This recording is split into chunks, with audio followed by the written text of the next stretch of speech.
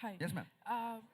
Sir మీరు Shock తీసినప్పుడు Raid మూవీలో చూసినంత సటిల్టీ షాక్ చాలా సటిల్గా యునో గంభీరంగా ఉంటుంది. అవును అవును తర్వాత నుంచి మీరంతా mass and so loud movies తీస్తున్నారు. అవునండి. Why the change over?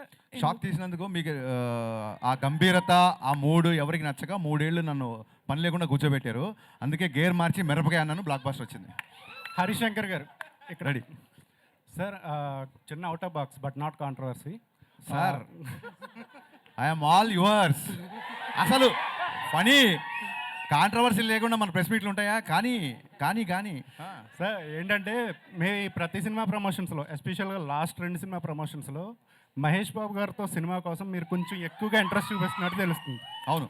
ఆయన కామెడీ టైమింగ్ కానీ, ఆయన 3 ఏళ్ళు మళ్ళీ వేరే సినిమాకి కమిట్ అయిపోయారు కదా. అవును, అవును. సో ఈ 3 ఏళ్ళలో ఇంకా మంచి కథ ఆయనకి డిజైన్ చేస్తారా? కానీ నేను చాలాసార్లు ట్విట్టర్లో అడిగారు మహేష్ బాబు ఫ్యాన్స్ గారు అందరూ. నాకు పోకిరీ ఈజ్ లైక్ నాకు ఒక ఒక ఒక టెక్స్ట్ బుక్ లాంటిది నాకు. సో ఎప్పుడు సినిమా తీసినా ఎంతో పోకిరీ లాంటి సినిమా తీయాలని, అంతే అని నేను ఎప్పుడు ఖర్చు చెప్పలేదు. But I try.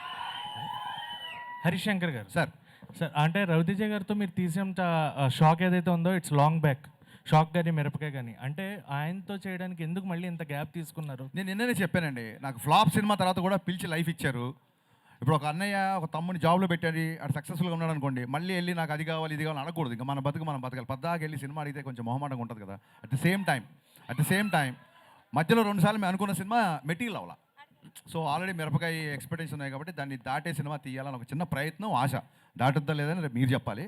సో ఈ సినిమాకి ఆ స్కోప్ ఉంది కాబట్టి దీన్ని కుదిరింది చేసామండి. అంటే షాక్ కొంచెం మనకి కొంత తక్కువ టాక్తో వచ్చినా కూడా షాక్ అంటున్నారా? షాక్ మీరు చాలా మొహమాట పడుతున్నారు. ఫ్లాప్ అది. సరే సరే, అది తక్కువ టాక్ వచ్చింది, కొంచెం బాగుంది, ఏదో చెప్తున్నారు మీరు. మాకైతే నచ్చింది. Actual point of view Raviteja గారి సినిమాలో షాక్ మాకు నచ్చింది.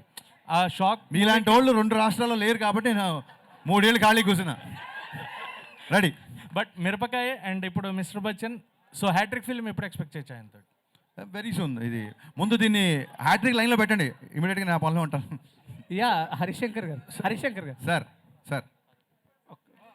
అడగండి సార్. అది సారీ ఎన్టీఆర్ గారికి రామయ్య వస్తా తర్వాత ఒక హిట్ ఇస్తానన్నారు కదా, when we can expect that film?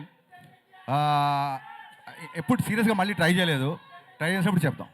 And Harishankar గారు అంటే ఒక అబ్సల్యూట్ సినిమా అని జనాల opinion, how you will take that? Absolute ఓడకలాగా అబ్సల్యూట్ సినిమా ఏంటి గురు? ఏదో అంటే మీరు మీ పర్సనాలిటీ ఒక అబ్సల్యూట్ సినిమా అని.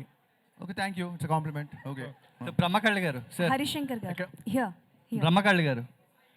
హరిశంకర్ గారు మేడం చెప్పండి. Ma'am hi, I'm Anjali from TFPC.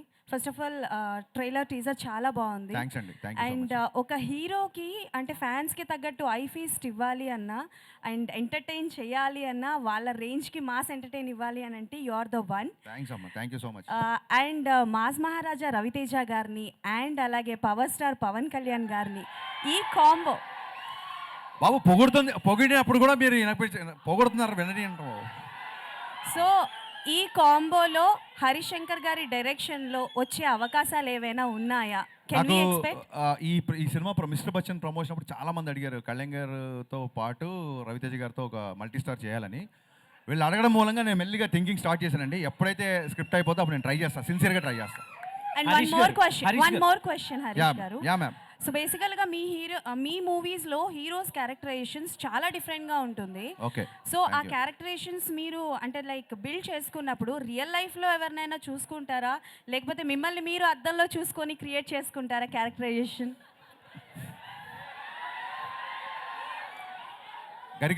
Garikapati గారు ఒకసారి ఒక మంచి మాట చెప్పారు. ఒక పాత్రని కాస్త కొంచెం సేపే రచయిత లేదా కవి నడిపిస్తాడు, ఆ తర్వాత ఆ పాత్ర మనల్ని నడిపిస్తుందని. So whenever I make a film I first define hero characterisation.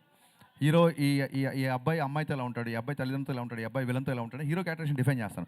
Hero characterisation సాలిడ్గా డిఫైన్ చేసిన తర్వాత అది ఆటోమేటిక్గా స్క్రీన్ ప్లే ఇస్తాను అనమాట. That's how I follow. మీరు సృష్టించిన క్యారెక్టర్స్లో which one is your favourite? నేను నా ఫేవరెట్ అయితేనే సృష్టిస్తాను, లేకపోతే సృష్టించను. హరీష్ గారు, థ్యాంక్ యూ.